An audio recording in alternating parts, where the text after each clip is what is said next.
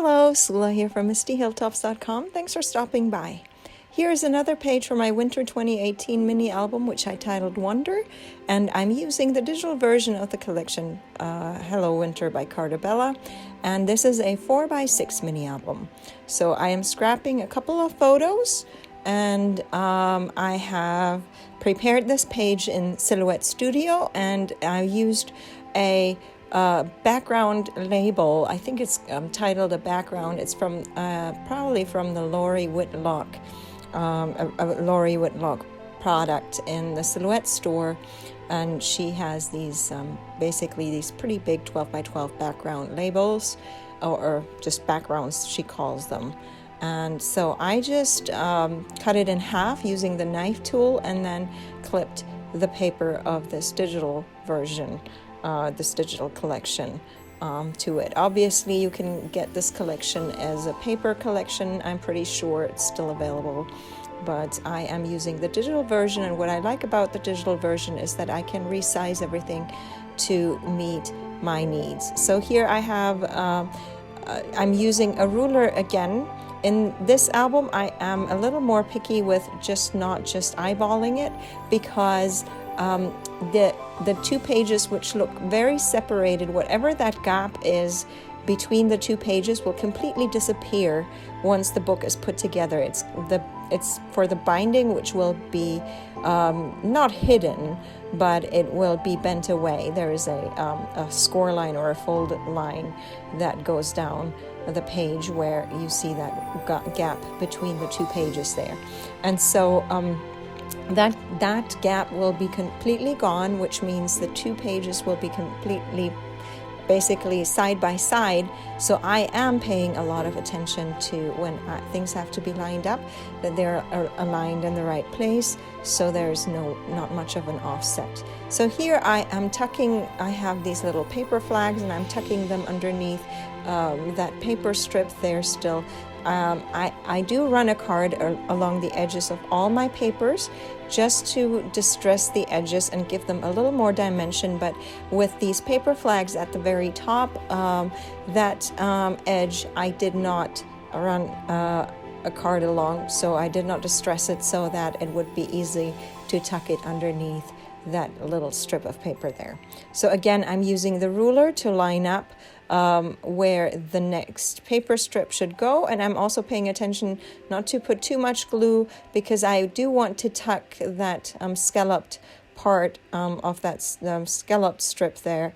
I want to tuck that underneath that strip there still, and so I wasn't really pushing it down too hard so that I could quickly add that before it gets too stuck on the page. And then I have this third photo, which is not the same format. This one is a portrait, whereas the other ones are landscape.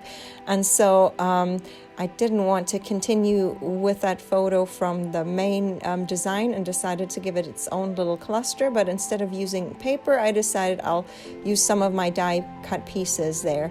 And I've just used some wintry kind of foliage, so just some evergreens and some branches and all that. So I am now ready to assemble everything there, and I'm trying to see where about I want things to be so that they make a nice little cluster there. And once I am satisfied, I start gluing things down there. And so that makes this little cluster, which has no paper, none of the pattern papers that come with the collection. I just use, as I said, these simple die cut pieces that I just put together in a little cluster there. And then I should also mention that I am going to make available this album as a download. For those of you who have a cutting machine, you can download it on my blog, or you will be able to download it on my blog as a freebie. And so you will get one page, because it's the same page throughout the entire album, and then just a binding piece, and then strips of papers that are the same, where you see the holes there, and that's where the binding goes to, so that you can add more bulk to your pages. So the more strips you have, the more room there will be between the pages, and so that will give your album more room to add more bulky things. So anyways, that will become available at some point, but here I am now working on the title. The title is from another die cut set. It's one of my alpha dies, and I wrote the word, or I cut out the word wonder, and there is this little embellishment piece. Some of it's hard for me to say whether it is a one of the journaling cards. The collection comes with, I think, 2 or 3 cut apart. I think 3 actually, 3 cut apart sheets that are meant for to turn into 3x4 and 4x6 cards, and then some that has odd kind of sizes. But I just resized them completely to make them very tiny, so that these cards then actually become embellishments rather than just journaling cards. Well, they're not for journaling anyway, but they would be like Project Life cards, I guess.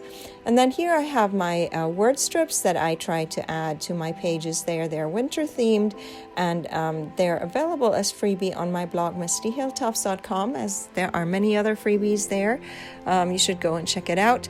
But here, this is for winter. I do have word strips for Christmas and autumn and garden and so on. So if you would be interested, all I do is I print them on heavy duty cardstock, and then just trim them by hand, basically, because that's very easy to do. And here I am trying to again work with the visual triangle.